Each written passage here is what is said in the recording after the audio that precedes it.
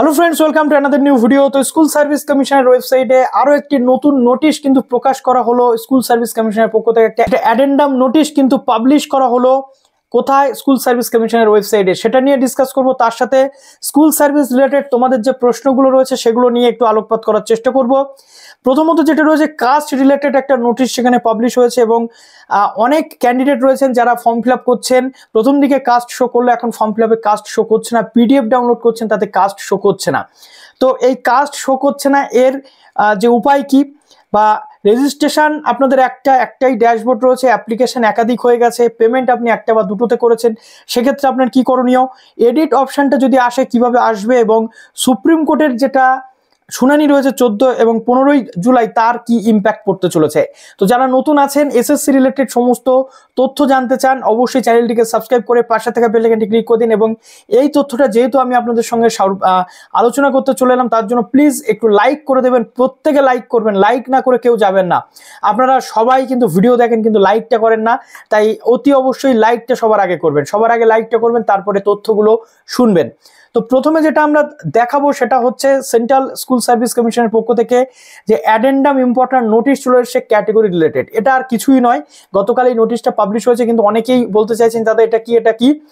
এটা আপনারা যদি দেখেন, গতকাল বিভিন্ন চ্যানেল থেকে পাবলিশ করা হয়েছে এসএসসির ওয়েবসাইটে আসার পর। কিন্তু আপনারা যদি একটু দেখেন, একদিন আগেই আমি বলে দিয়েছিলাম যে এই নোটিশটা এসএসসির ওয়েবসাইটে আসতে চলেছে। কিভাবে? তার কারণ হচ্ছে কলেজ অ্যাডমিশন এবং এসএসসি দুটো সিস্টেম প্যারালালি চলছে এই মুহূর্তে। তার কারণ হচ্ছে এসএসসির যে চাকরির পরীক্ষা সংক্রান্ত ফর্ম ফিল আপ চলছে এই ওবিসি ডামাডোলের মধ্যে, এবং কলেজ অ্যাডমিশন সংক্রান্ত যে ফর্ম ফিল আপ সেটাও চলছে। তাই কলেজ অ্যাডমিশন পোর্টালে যদি কোনো নোটিশ আপলোড করে, সেম অ্যাজ ইট ইজ এসএসসির ওয়েবসাইটেও আসবে। এসএসসির ওয়েবসাইটে কোনো নোটিশ আপলোড করলে সেটা কলেজ অ্যাডমিশন প্রসেস যাবে, কেননা একটাই গভর্নমেন্ট, একটাই রুলার, সমস্ত জায়গাতে একটা সিস্টেমে কিন্তু চালাচ্ছে পুরো সিস্টেমটা। তো এখানে কি রয়েছে এক্স্যাক্ট অন্য কোনো কিছু নেই, এটা আগের দিন অলরেডি শেয়ার করে দিয়েছি, তবু আরেকবার আমি বলে দিই। কি বলা হচ্ছে? In terms of order dated 26 June 2025, nothing special এই নোটিশের মধ্যে রয়েছে, যেমনটা আগের দিন তেমন।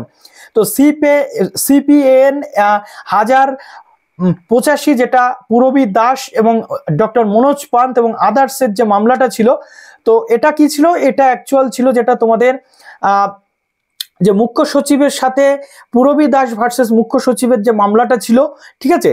তো এটা হচ্ছে সেই মামলাটা, অর্থাৎ আদালত অবমাননা মামলা অনুযায়ী আমরা দেখেছি যে হাইকোর্টের একটা অর্ডার পাস হয়েছে যে 2010 পর্যন্ত যে সমস্ত ওবিসিরা রয়েছে 66 শ্রেণী, অনেকে বলছে 63, not like that, this is 66 category, ঠিক আছে? 66 সাবকাস্ট, অর্থাৎ 66 কাস্ট বা ট্রাইব। এই 66টা শ্রেণী যারা 2010 পর্যন্ত ছিল তাদেরকে হাইকোর্টের পক্ষ থেকে বলা হয়েছে, বা এটাই হচ্ছে অরিজিনাল ওবিসি। তার পরবর্তী যে ওবিসি সেটা স্থগিতাদেশ চলে এসেছে, তাই এখনো পর্যন্ত যেটা সেট ওবিসি 66 শ্রেণী সেটা হচ্ছে অরিজিনাল ওবিসি হিসেবে এখানে মেনশন করা হচ্ছে। এবং তারা ফর্ম ফিল আপ যেমন করছে তেমনি তারা করবে, তাদেরকে বঞ্চিত করা যাবে না, হাইকোর্ট বারবার বলে দিয়েছে। কিন্তু এটা যেমন গভর্নমেন্ট স্বীকার করছে, এসএসসি স্বীকার করছে যে 2010 পর্যন্ত যে শ্রেণী ছিল সেই শ্রেণীরা অ্যাপ্লিকেশন ফর্ম ফিল আপ করছে এবং তাদের সেটাকে রিসিভ করা হচ্ছে। তার সাথে কি বলা হচ্ছে যে 2024 সালের 22শে মে যে জাজমেন্ট এসেছিল এসএসসি নিয়ে, সেই জাজমেন্টের বিরুদ্ধে সুপ্রিম কোর্টে একটা চ্যালেঞ্জ মামলা করা হয়েছে, সেই মামলা। দ্বিতীয়ত লাস্ট যেটা আমরা দেখেছি যে জুন মাসে আমাদের যে আদালতের পক্ষ থেকে যেটা অর্ডার পাস করা হয়েছে যে 31শে জুলাই পর্যন্ত 40টা যে শ্রেণী রয়েছে ওবিসি সেটা স্থগিত থাকবে, তার পরবর্তীতে যেটা হবে সেটা দেখা যাবে। কিন্তু তার বিরুদ্ধেও রাজ্য সরকার আবার একটা এসএলপি ফাইল করেছে একটা চ্যালেঞ্জ করে, অর্থাৎ বলা হচ্ছে যে হাইকোর্টের নির্দেশ অনুসারে 2010 পর্যন্ত যারা ওবিসি ছিল অরিজিনাল ওবিসি তারা তো অ্যাপ্লাই করতে পারছে, কিন্তু সুপ্রিম কোর্টের যে নির্দেশিকা আসবে, সুপ্রিম কোর্টের যে মামলা বা পেন্ডিং রয়েছে যেগুলো, সেই অনুযায়ী যেমন যে আইনি সমস্যাগুলো মিটবে বা আইনি নির্দেশিকাগুলো আসবে, সুপ্রিম কোর্টের অর্ডার বা জাজমেন্ট অনুযায়ী আগামী দিনে ব্যবস্থা করা হবে বা আগামী দিনে ব্যবস্থা নেওয়া হবে যে এই যারা অ্যাপ্লাই করছেন অ্যাজ এ ওবিসি তাদেরকে সংরক্ষণ দেওয়া যাবে কি যাবে না। কিন্তু সেটা সুপ্রিম কোর্টের নির্দেশের উপর ডিপেন্ড করবে। আপাতত যেমন ফর্ম ফিল আপ চলছে তেমনি চলবে, এখানে নাথিং স্পেশাল, এটা আগের দিনও বলেছিলাম, এটা সেটাই জাস্ট বলা হয়েছে এবং ক্যাটেগরি রিলেটেড যে ডিটেল সেটা এখানে দিয়ে দেওয়া হয়েছে যে ওই অনুযায়ী সবাই ফর্ম ফিল আপ করছে, কিন্তু সুপ্রিম কোর্টের যেন নির্দেশ আসবে সেই অনুযায়ী এটা দেওয়া হবে যে 2010 পর্যন্ত সবকিছু ঠিকঠাক থাকবে নাকি পরবর্তী ক্ষেত্রে অ্যাড হবে নাকি কি হবে, এখনো পর্যন্ত কোনো কিছু ফাইনাল নয়। ঠিক আছে, এটা হচ্ছে ব্যাপার। এবার প্রশ্ন হচ্ছে যে অনেকে ফর্ম ফিল আপ করছেন, কাস্ট শো করছে না।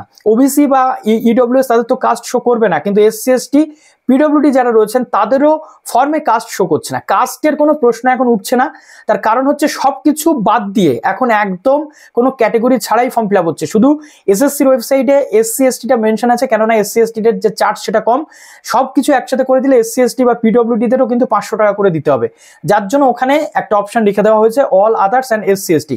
কিন্তু যখন ফর্মটা আপনারা ফিল আপ করছেন তখন কিন্তু এটা চেঞ্জ আসছে না বা সেখানে মেনশন থাকছে না। এমতো পরিস্থিতিতে কি হবে আমি আপনাদের বলি, পরবর্তী ক্ষেত্রে কেস মিটলে যখন এই কাস্ট যে জায়গা এটা আপডেট করতে বলা হবে তখন কিন্তু সবটা ঠিক হয়ে যাবে। ড্যাশবোর্ডে আপনারা একটা অপশন পাবেন, এডিট অপশন, সেই জায়গাতে গিয়ে কাস্ট আপনারা এডিট করে অ্যাড করে দিলে আপনাদের ঠিক হয়ে যাবে এবং সেটা জেনারেল হোক, সেটা ওবিসি হোক, এসসি এসটি হোক, প্রত্যেককে কিন্তু কাস্ট আপডেট করতে হবে। ঠিক আছে, প্রত্যেককে ওই জায়গা থেকে আপডেট করতে হবে, এটা আপনারা ড্যাশবোর্ডে পাবেন। এবং আমি যেটা বলেছিলাম যে দেখুন আবেদনের সময়সীমা অবশ্যই বাড়বে, যেহেতু ওবিসি রিলেটেড ম্যাটার চলছে, তার সাথে এত কম আবেদন জমা পড়েছে। দেখুন সূত্র মারফত কিন্তু 24 ঘন্টার তথ্য চলে এসেছে যে আবেদনের সময়সীমা বাড়তে চলেছে। এবার প্রশ্ন হচ্ছে যে রেজিস্ট্রেশন একটা করেছেন একটা ড্যাশবোর্ডের আন্ডারে, একাধিক অ্যাপ্লিকেশন হয়ে গেছে বুঝতে না পেরে।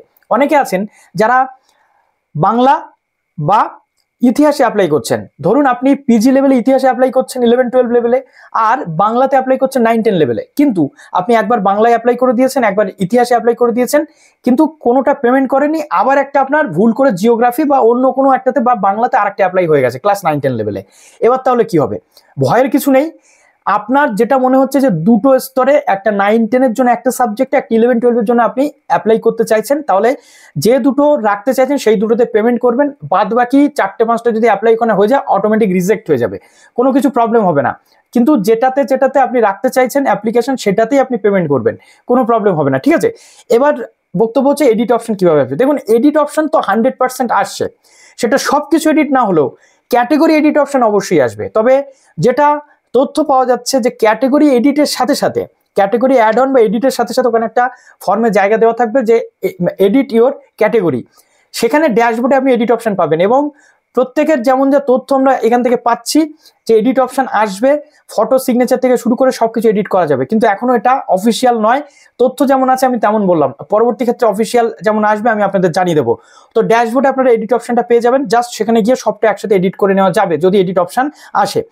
আর সুপ্রিম কোর্টের যেটা রয়েছে সেটা 14-15-তে আসতে চলেছে শুনানি। তো এই ছিল মোটামুটি তথ্য পর্যন্ত, এরপর যেমন তথ্য আসবে অবশ্যই আপনাদের সামনে নিয়ে আসবে। প্লিজ ভিডিওটা লাইক করে দেবেন, বন্ধুদের মাঝে শেয়ার করতে ভুলবেন না। ভালো থাকবেন।